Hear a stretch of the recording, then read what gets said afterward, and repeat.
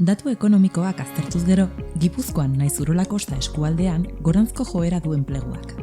Alabaina, lan merkatuak gora egina ahala, zailagoa izango da talentua mantentzea. Izan ere, adegiko enplegu behatokiaren 2029ko urteko eszenatokiari erreparatuz gero, hainbat lanpostu betetzeko zailtasunak izango dira epe ertainera begira. Orotara, 327.000 lanpostu aurre ikusten dira 2029rako.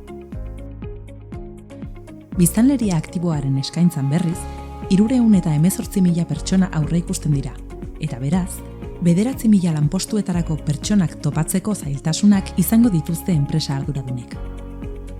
Epe ertainera begira egindako aurreikuspenaren arabera, lehiakorragoak izango dira nabarmen talentua erakartzen eta mantentzen dakiten enpresak. Zure enpresa lan egiteko erakargarria dela uste alduzu? Zein estrategia garatzen dituzte eredu diren enpresek? Gure enpresetan talentua erakarri eta mantentzeko zein estrategia erabili ditzakegu? Ezagutu nazioarteko eta eskualdeko jardunbide egokiak.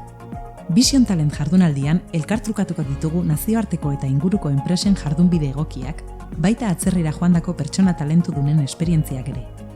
Esperientziak elkartrukatuz, talentua erakarri eta mantentzeko estrategiak eta giltzarriak ezagutaraziko dira.